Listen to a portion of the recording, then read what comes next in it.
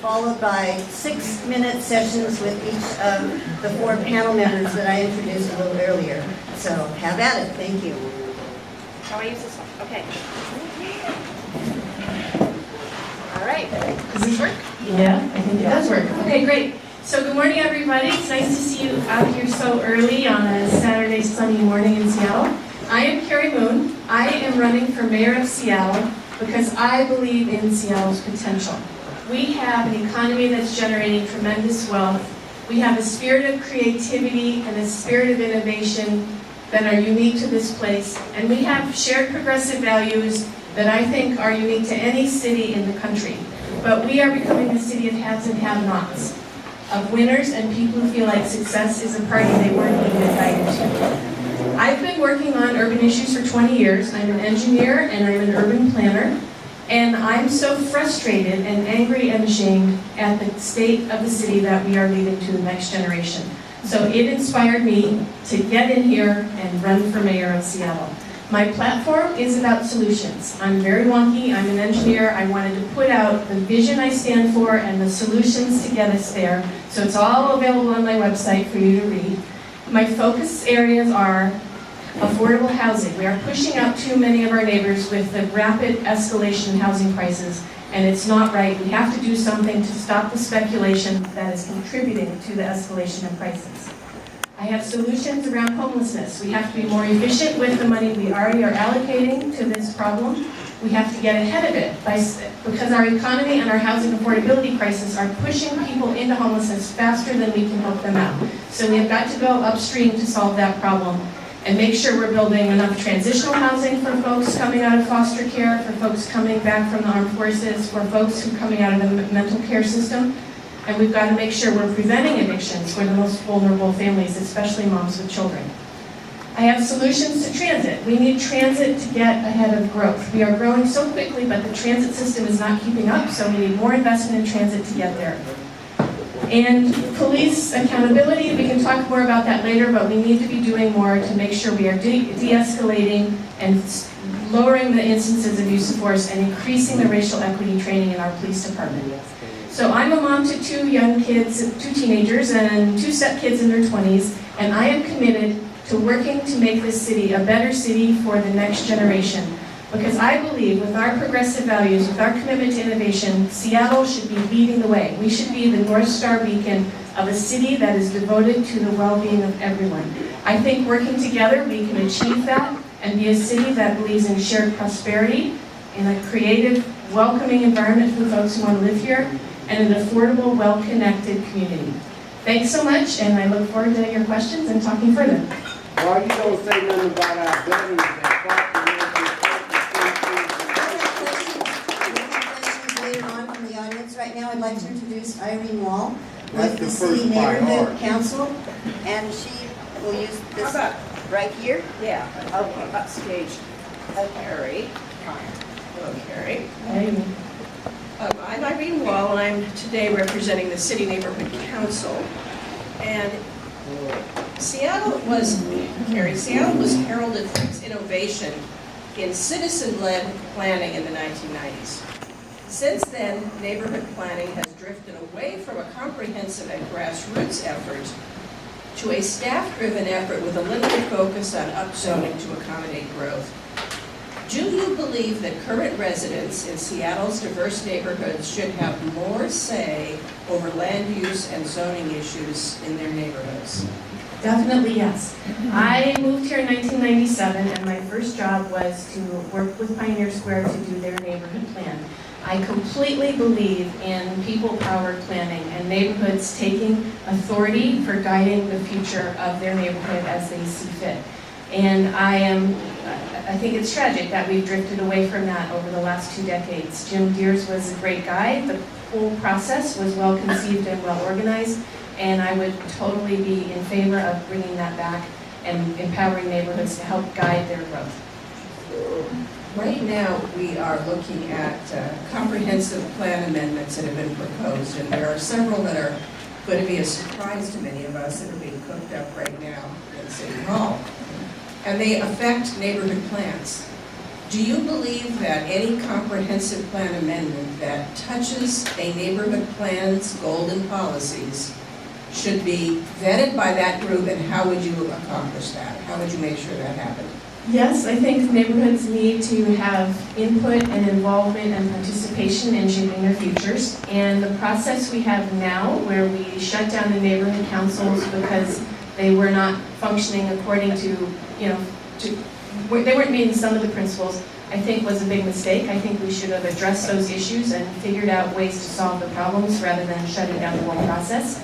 And so I believe rebuilding the neighborhood councils in a way that makes sure they're welcoming and inclusive and have equity and have a diverse balance and serve the needs of folks who might have less time for participation or less skill level at participation.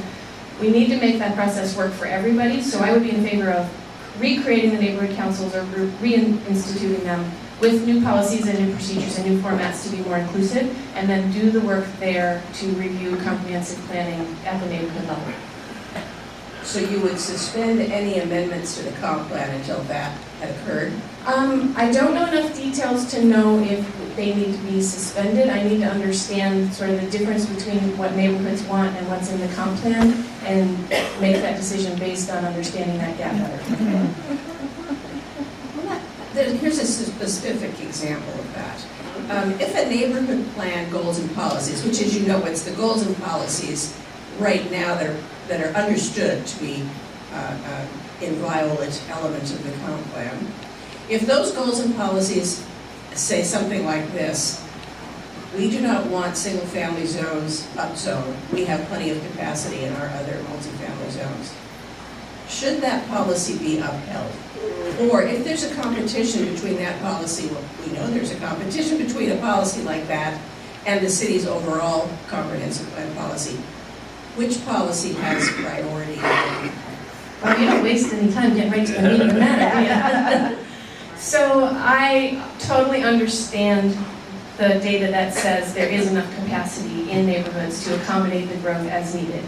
And I also understand the need for neighborhoods, if we're going to build healthy communities with people of all different ages, income levels, stages of life, we do need to provide a mix of housing in neighborhoods so that we can accommodate folks just getting started and folks who are retiring but want to stay in the neighborhood. I want to make sure we have enough housing to support a healthy community with people at all stages and income levels. And I want to look at that against growth goals and look at that against zoning and make sure we're finding the right balance.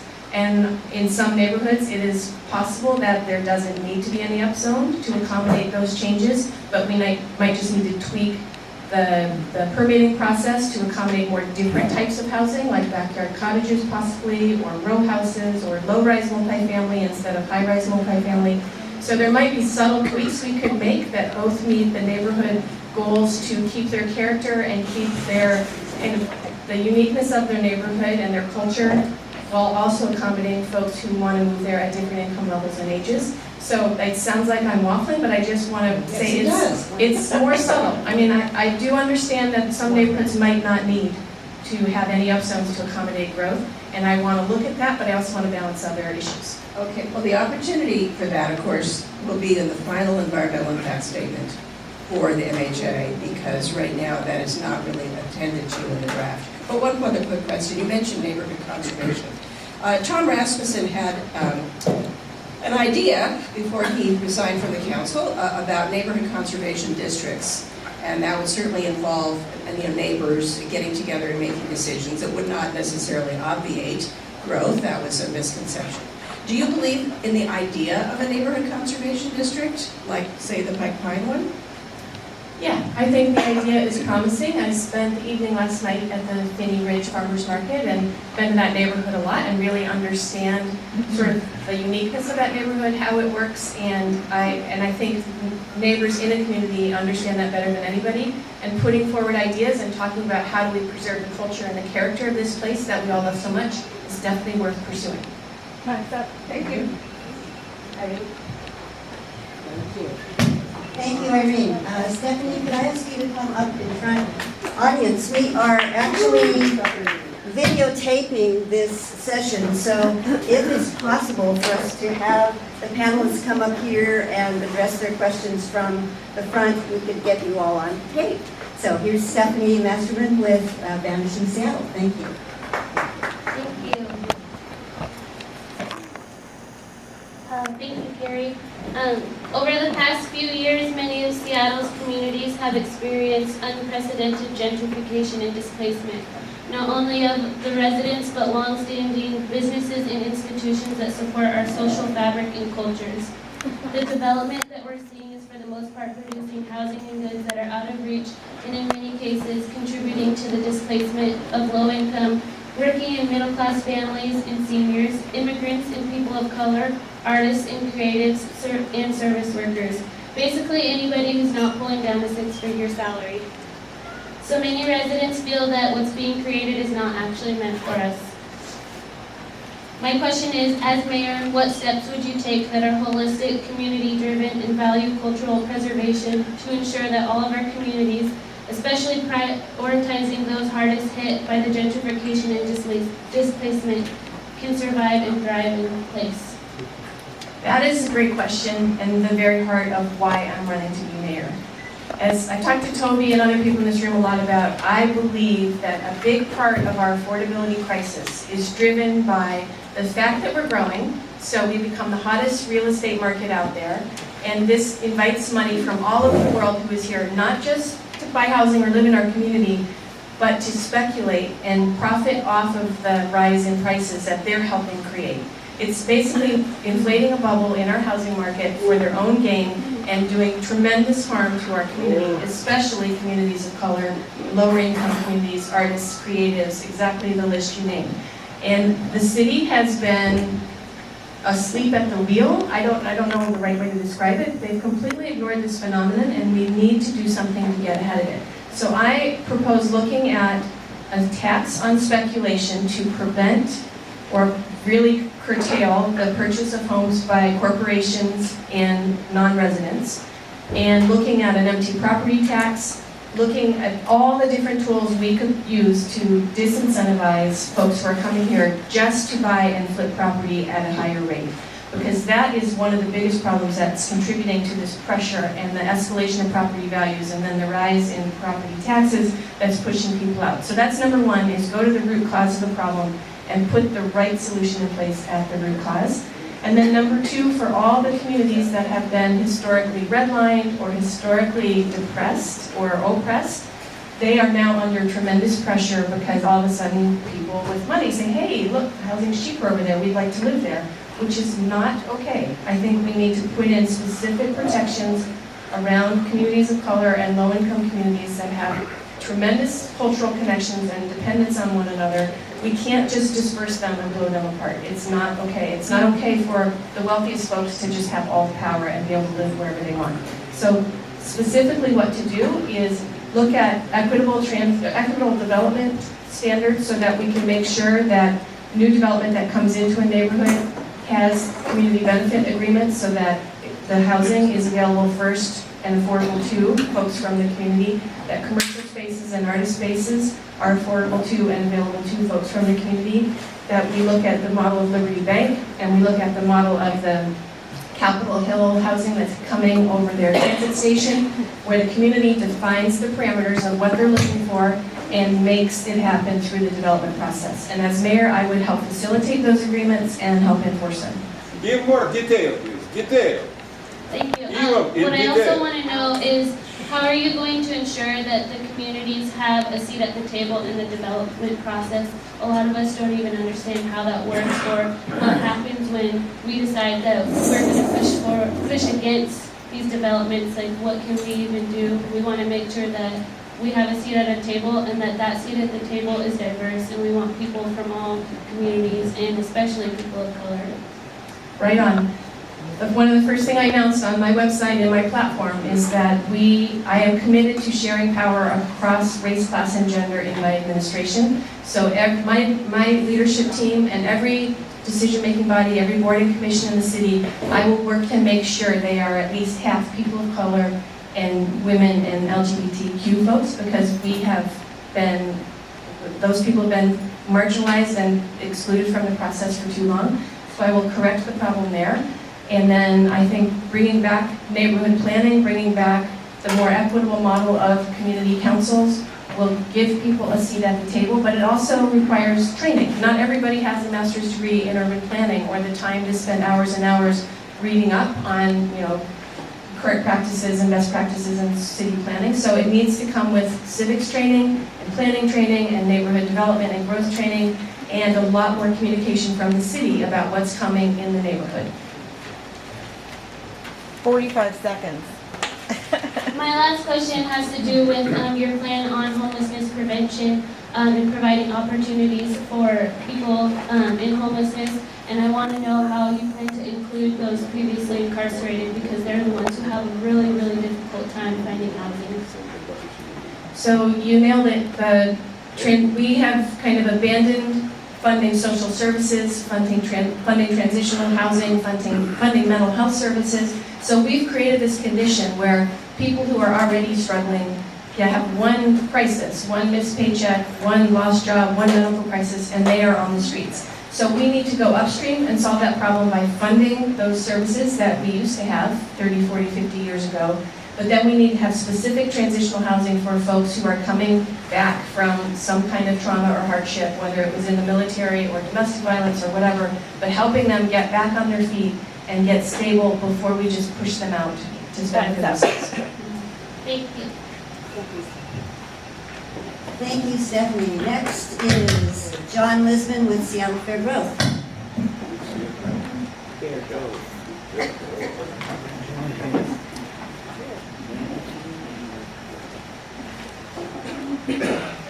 Hi, Cary, how you doing? Hey, John. Good. How are you? Good. So, and thanks for filling out our survey, which everybody can find at seattlefairgrowth.com. Candidates filled out surveys that we gave them on issues on livability. And like me, like many people in the audience here, a lot of us have maybe grown up in Seattle or lived here for decades. And when I came to Seattle, Seattle was noted as one of the most livable cities in the country, or the most livable. And since that time, I feel, and I think most people recognize that livability has declined significantly. As we've mentioned, housing is just unaffordable. I can't imagine trying to buy a house right now. The communities and the cities and the buildings that are being developed in communities are out of place in a lot of cases. I'm a Ballard resident. Nobody wants to be Ballardized. So we have been. The streets and schools are overcrowded and thousands of people do not have a home tonight. So when you think of livability, what comes to mind for you? And I know you've touched on some of these things, but what policies would you institute to make Seattle or keep Seattle livable? So livability is one of those tricky words where you know it when you see it, kind of like pornography, but you can't really define it in advance. And we have lost livability. Like, no one would argue with that. But I think we have to, again, go further upstream and understand what good city planning is, what good management of growth is, because that's where the answers lie. We need to make sure we are tending to the streets and filling potholes and tending the sidewalks and crosswalks. We need to make sure we are accommodating growth in a way that works with the neighborhoods, and if it's not working, we need to stop and think about what adjustments do we make. We need to look at how we're building transit to keep up with growth. We need to look at how we're staying committed to sustainability and our healthy green environment and our tree canopy and our great parks. These are all the things that city planners do. This is what making a great city is about. And we have had 2-3 administrations in this city who don't really understand urban growth. They are there in the mayor's office for a different reason than to manage growth. And as an urban planner, as someone who loves the city as much as anybody, I am fully committed to exactly this challenge. How do we get ahead of these challenges? How do we use all the tools of planning and growth management to make sure we are investing in the infrastructure and the schools and the systems we need to be the kind of community that we want to be. And I could not agree more, we are losing our soul. When I see the changes that are happening so quickly and realize everyone's wondering, who's in charge? Like, where are these decisions being made? Why am I not involved? Why did that happen? I didn't know about it. It's very frustrating and maddening, and we all wonder, are we going to be welcome here? We all wonder, who is this city for? Is it for me? And that is exactly the motivation of running for mayor and what the challenges I want to tackle. Okay, so thank you. For referring back to your survey, you said you support the grand bargain and HELA, and think it's a good first step. What other steps do you think it should take? For instance, another candidate for city council believes that the fees and that developers are being charged for mandatory housing affordability towards affordability when they're building new construction should be up to 25% instead of the 2 to 9% that the current ordinance is allowing. So how do you, that's probably a couple of questions there. So I think HELA was based on the premise that the only people who can build affordable housing are the for-profit developers.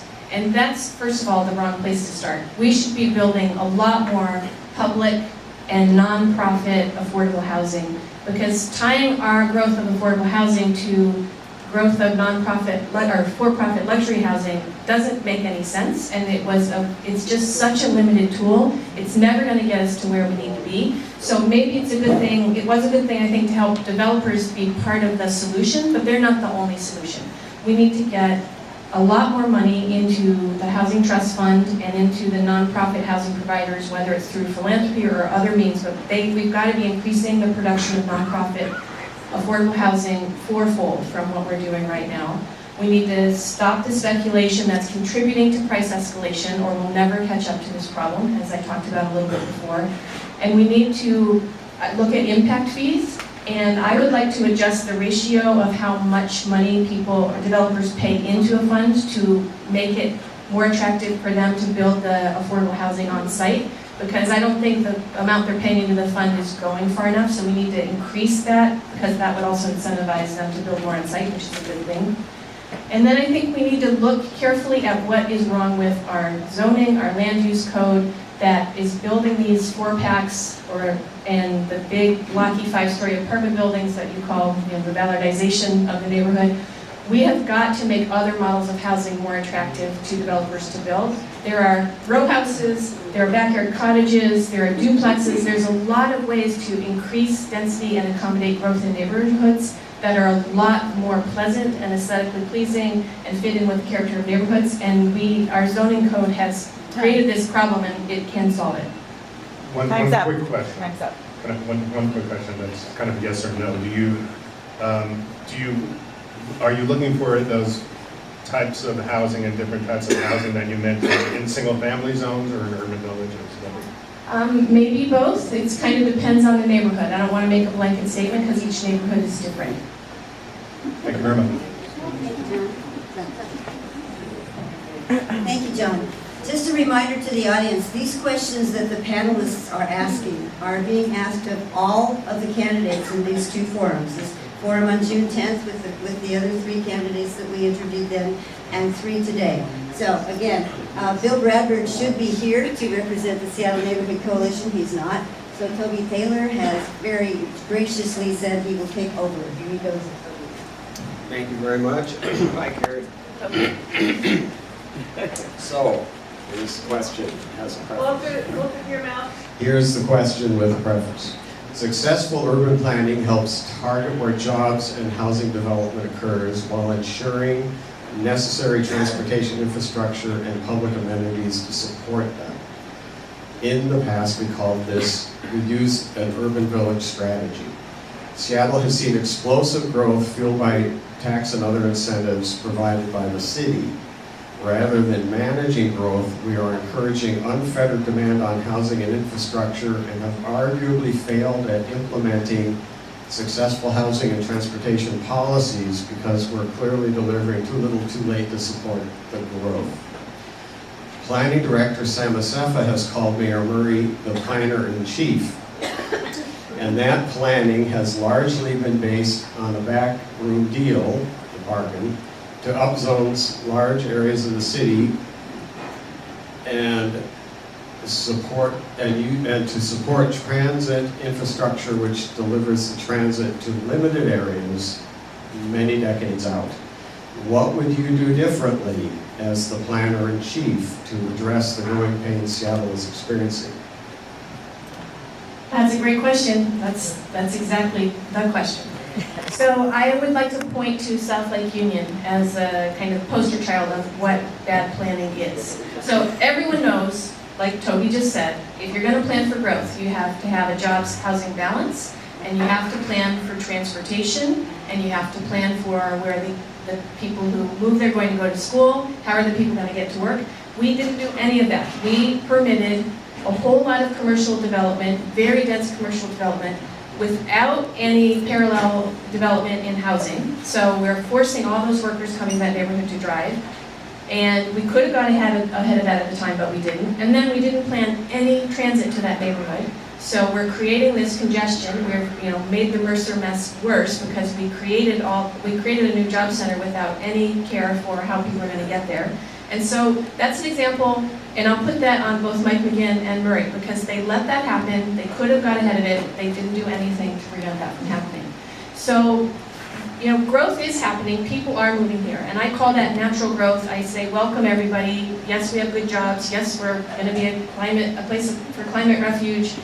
We're a great city with great quality of life. So people are going to move here, and that to me is fine and good and healthy. But it's the other unhealthy demand that we are facilitating that we need to get ahead of. So we need to, the demand that's escalating housing prices, we need to stop that. And we need to look at demographics of who's coming, where they're going to live, and how are they going to get to their jobs, and get ahead of the transit challenge in advance of people moving here. We just haven't done enough advanced research, and we wait until we have a crisis, and then we go in and it feels too late because everybody's angry, streets are congested, people can't get where they're going, and people are losing quality of life. I just took a look at your webpage issues, statements, and response to the SNC's questionnaire, and one of your statements concerning how to plan and manage growth is that it should be accepted citywide by various neighborhoods. And what you say is, quote, basic standards should be established where all neighborhoods accept some share of growth. What kind of standards are you talking about, and how would you make that happen?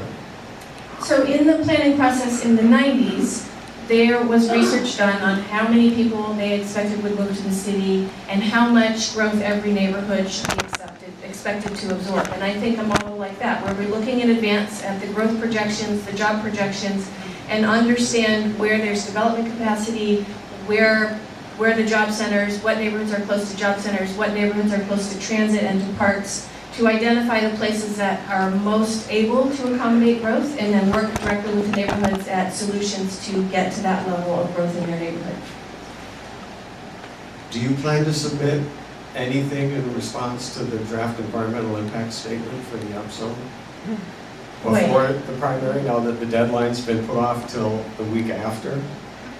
I'm going to give you a maybe on that. The schedule is so hectic between now and then, and I'm not sure that's the best use of my time, but I would welcome the chance to understand and read your contributions, your letters about the EIS, and understand the problems you see with it, and work with you once I get in office. I think I'll leave it at that. Thank you.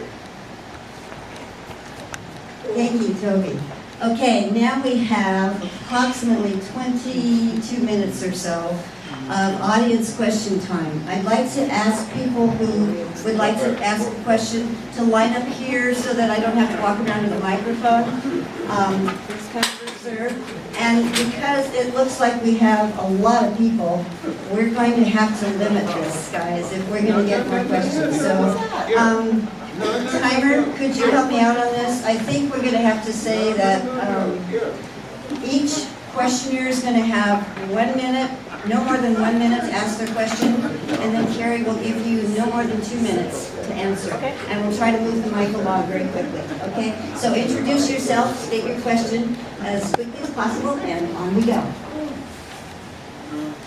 Yes, I'm Honorable Michael Fuller, Suat Jewelry.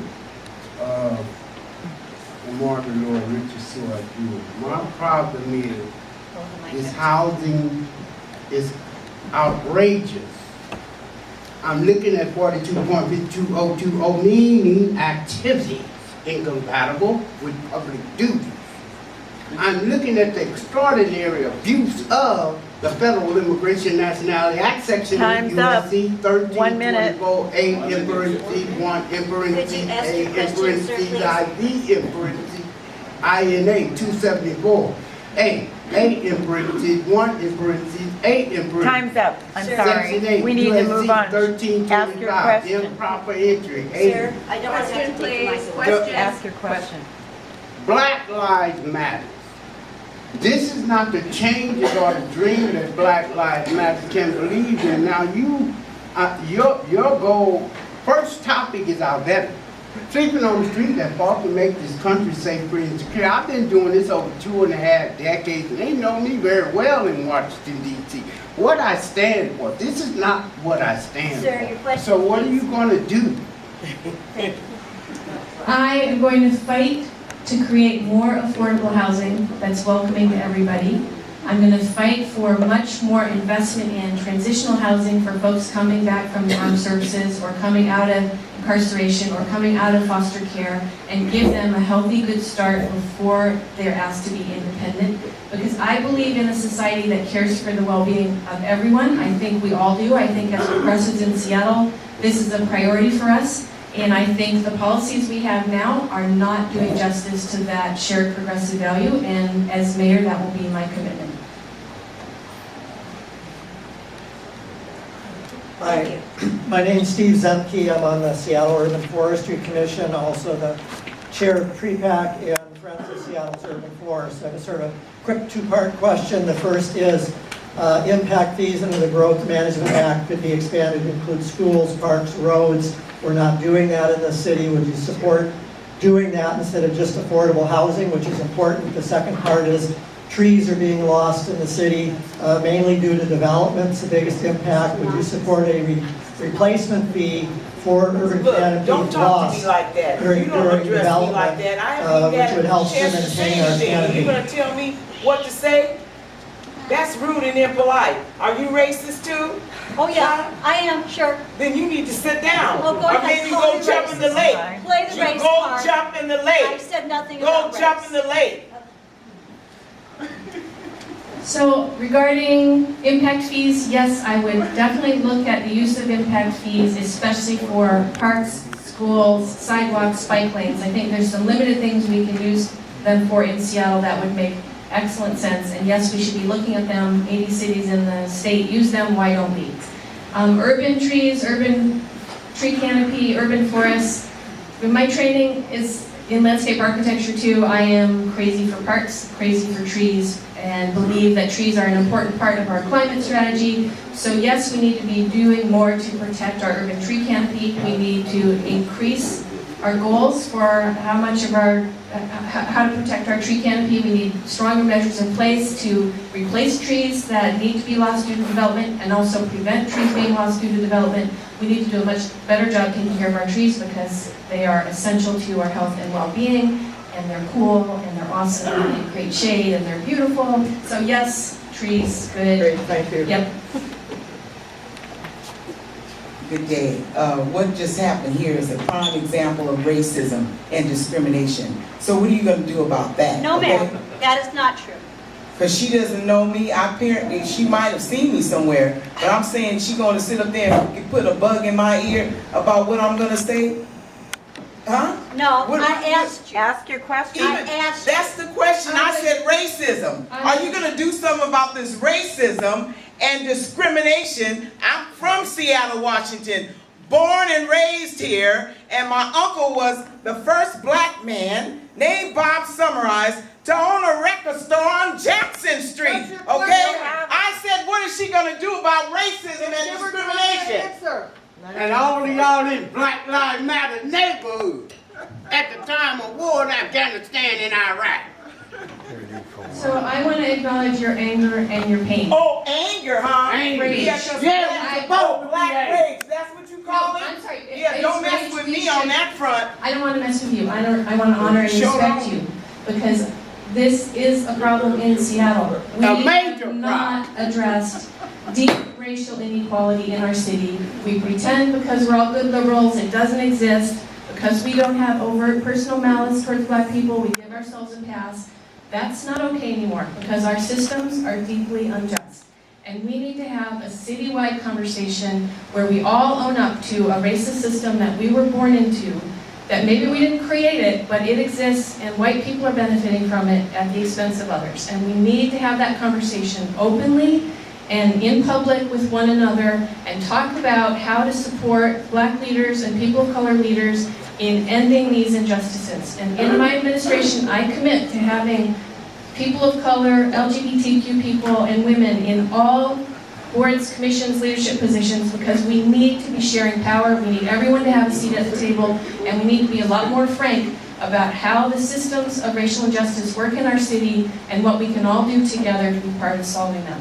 And I went to the Charlene Lyles hearing at the UW, and it was so emotional. It was so upsetting, and it was a call to action. We cannot let her death be in vain. We cannot let her just be a footnote in a long list of tragedies. We've got to do something about it. Thank you, Cary. For the record, what I asked her is what she was going to ask. I didn't tell her. I asked her if she was going to stay on topic. My question is, do you believe in upzoning all single-family zones by adding duplexes, triplexes, townhouses, row houses, courtyard buildings, and stacked apartments as the current plan proposes? Or would you keep the definition of single-family zones and upzone the parcels to low-rise? Because that's in essence what the plan is doing, is upzoning all single-family parcels to low-rise. So you believe that the current upzones take away single-family zoning altogether and make them all low-rise? In essence, that's the definition. That's what the planners call the missing middle. They want to make all the single-family parcels subject to what is now low-rise. So I believe we have a problem in our land use code where we are making it practically impossible to build other housing model types that might be appropriate in single-family zones. We're basically making backyard cottages impossible, congregate housing impossible, duplexes, triplexes, row houses impossible. We need to change the way our land use code works so it's less prescriptive and it's more flexible, so more different building types are possible. And then work directly with developers on proposals in neighborhoods to see what might be a good fit in each neighborhood. So no, I don't want to make all single-family zoning low-rise or change it to current definitions, but I do want to add a broader range of housing types so that we can build more affordable housing, housing that's appropriate for small families, for people just getting started in life, for elders in our communities. And so that might mean, some of this infill developments in the list that you talked about in low-rise zones or in single-family zones, but it depends on the neighborhood and what fits with that neighborhood. But the new design review process eliminates all design review for neighborhoods under 10,000 square foot parcels. So that won't happen.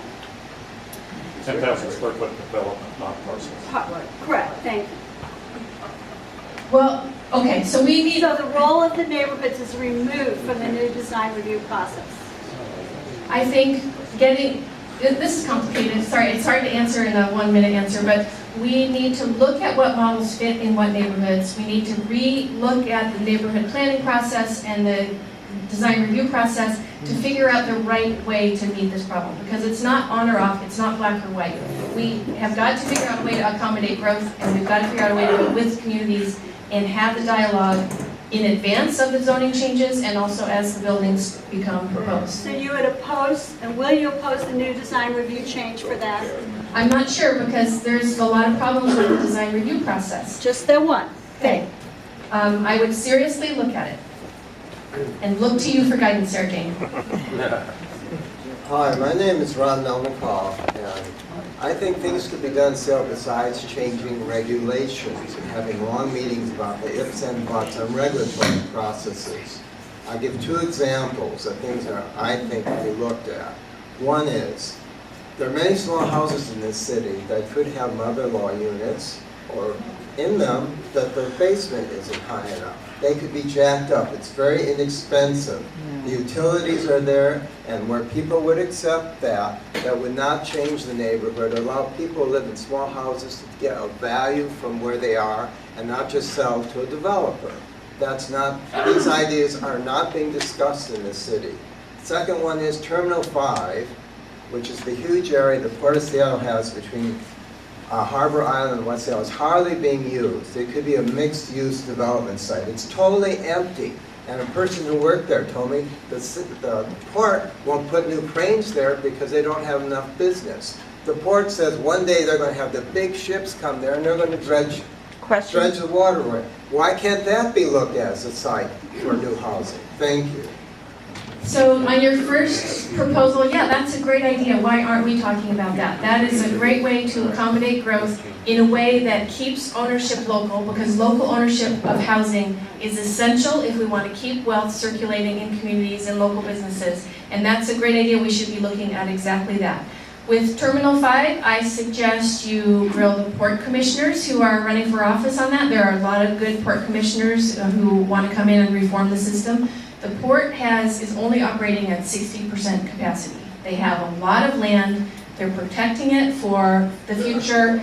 Is their logic reasonable, or are they, should we be looking at other uses for some of the port land? So maybe Terminal 5 is probably the best terminal they have, so maybe that's not the one that should be converted, but are there other terminals that could be converted, maybe ones closer to Pioneer Square or in Inner Bay, because the port has way more land than they need, and if things keep going the way they're going, where the bigger ships are going to other ports, we're not going to recover and get back to 80-90% capacity. Hi guys, my name is Alex Zimmerman and my name is Alex Zimmerman and I candidate for city mayor. Guys, what is you talking about? This whole election from beginning is a circus. So right now I give you a classic example. I call this six front running a Nazi pig. And 700,000 Seattle Emirate degenerate idiots accept it. Whereas another question very simple. Who chose from beginning six front running? Who chooses? Who? I don't hear you. I ask very simple question. Who? Yeah, for candidate. Who chose this first six running from beginning? Where is another 15? Like me.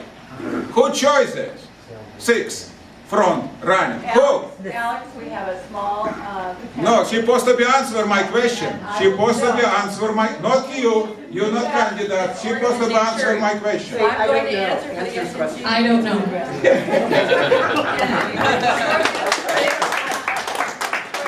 We do breakfast meetings in this format, not accommodate everyone. My name is Tim Moser. I'm the chair of the Lake City Neighborhood Parks and Open Space and Community Center Committee. LCNA has sponsored a petition, and I'll give you a copy of that, asking that our current Park District commissioners, who also wear hats of the City Council members, to consider addressing a major deficit in the Park District spending plan that does not adequately fund aging park buildings.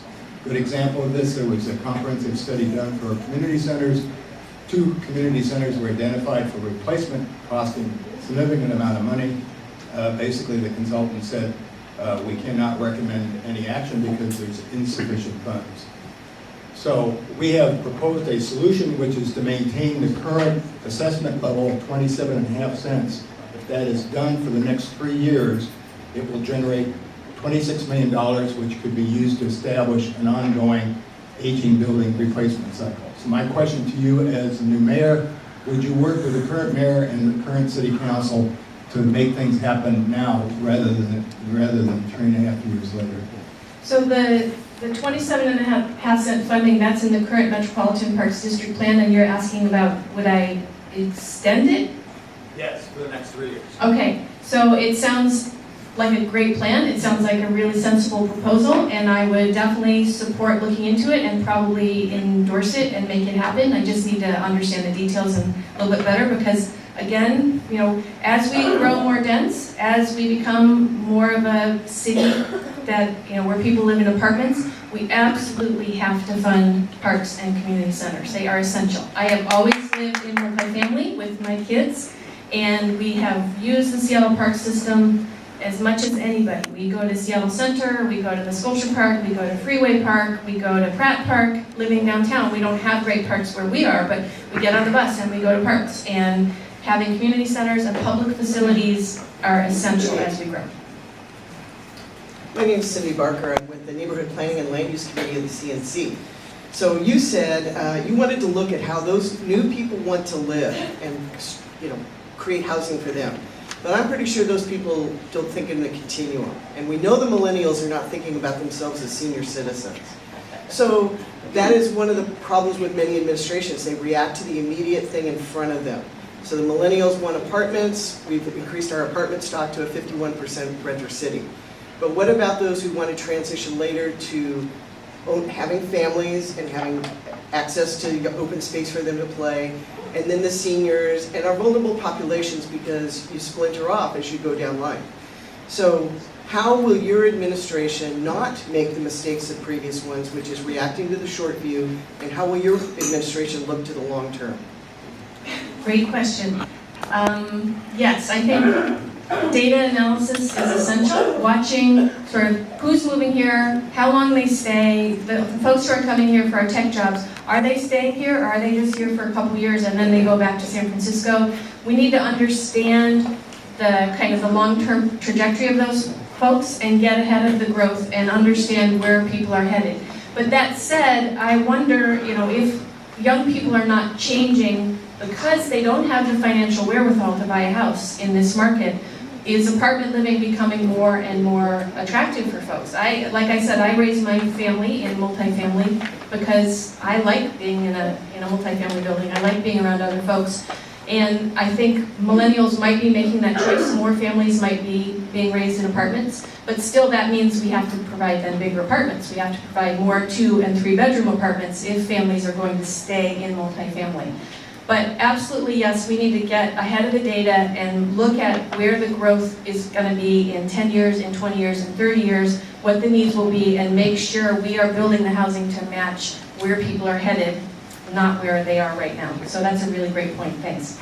This is the last question, and then you get a closing 3 minutes. So. Hi, my name is Pamela Stearns. I'm with the King County Native American Leadership Council and also a member of the FAIR organization, Fair Accessible Renting for Everyone. And my question is around your response on the formerly incarcerated individual and transitional housing. You mentioned that you would work towards supporting that effort to create more transitional housing. And my response is not everyone needs transitional housing. We have those that have been incarcerated have served their debt to society and now have come out, and some of us have jobs.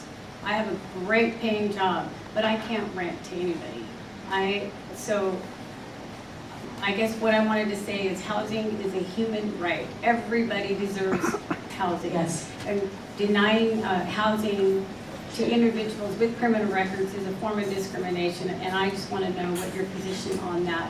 And if you would support the no look-back period on the rental applications. There's a fair chance legislation that's coming out soon, and I want to know what your position on that is. I am with you on this. I think people who have come out of prison system or incarceration of any kind have paid their debt to society, and we need to do a much better job welcoming them back in. We have created a situation where they can't get housing, where it's very hard to get jobs, and where they often come out of prison with incredible debts, and it's basically a life sentence. And so we need to do a better job of saying, wiping the slate clean, welcoming folks back in, and yes, making the housing more accessible to folks who come out of the incarceration system is absolutely essential, and I would look at all the tools we can to make that more fair for folks. Okay, I'd like to interrupt the questioners for just a minute. Mike McGinn is here in the building, but he's safely ensconced at the end of the hall, and he will wait until we're through. So question for Cary. We have two questioners who are both saying they'll be brief with their questions, and they might interrupt some of your closing statement. Is that okay? All right. So both of these next questions will be brief, but we'll let them all get their answers and questions. Thank you. My name is Ruby Holland, and my question is, if you were mayor, what would you do to limit displacement in the central district? It's expected to be high with this bad, ugly Hala invasion. I think we have to look, treat the central district and historically redlined neighborhoods with absolute care, because the culture and the connection of the Black community in those neighborhoods is essential to protect. It is not okay to disperse folks from the Black community and push them out just because other people with more money want to live there. It's unconscionable. We have got to stop it. So I would look at how do we make sure we are working with the community to develop growth guidelines that are beneficial for the community. So make sure the housing we're building is affordable to and reserved for folks from the community, and the commercial spaces and the art spaces are for folks from the community, and do this with community benefit agreements like the Liberty Bank building, because we've got to protect communities of color, or we can't. It's unconscionable to not do that. Hi, Cary. David Preston. I'm a writer for Safe Seattle on Facebook, and I'm managing a couple campaigns myself. And I'm a candidate for City Council Position 9, so I know how much work this involves, and I want to thank you for participating. My question is, you've talked a lot in generalities, like all the other candidates. You've told us all the things that you're going to do. What I'm more interested in finding out is whether you can deliver on what you're talking about. So I would like you to just take a moment and tell us, give us an example of some time that you were part of a process involved with the city where you went up against the city, where you spoke truth to power, and you organized people to get something good for them, for their neighborhood. Thank you. So I will use the example of the waterfront. When I was on the design commission in early 2000 after the earthquake, the highway department said to our city, we're going to be building a bigger highway on your downtown waterfront. Which ones do you like, the 8-lane version or the 10-lane version? And I was the one who led the charge to say, no, this is publicly owned land. This is 22 acres of city land at the heart of our city, on our waterfront. We, the city, own it. We need to be determining what to do with this land.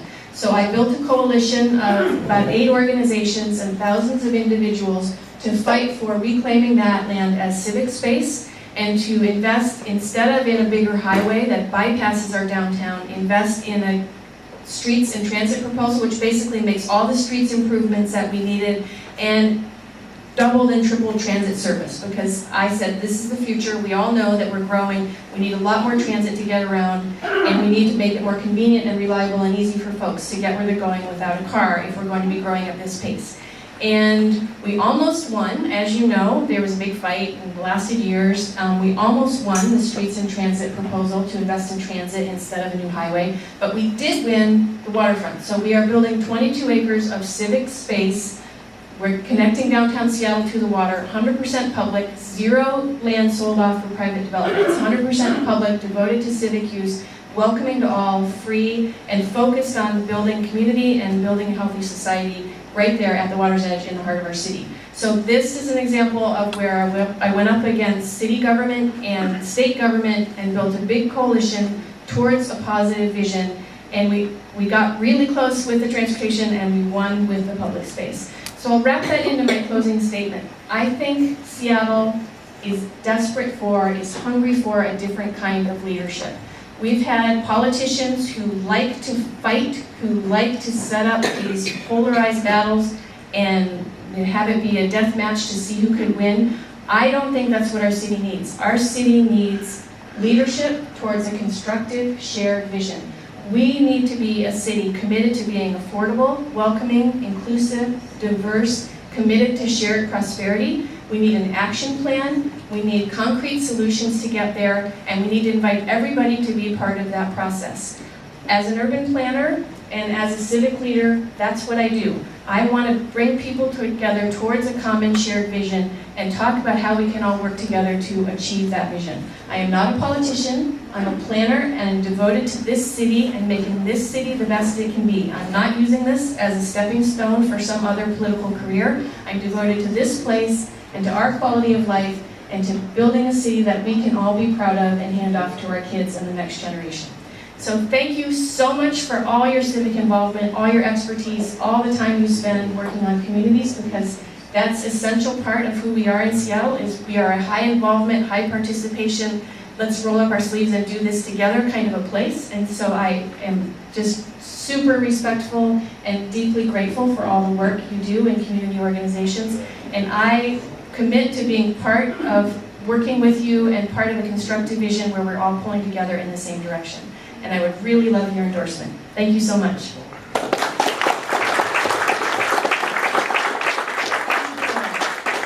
Okay, stay put, we have another one coming soon. Thank you very much.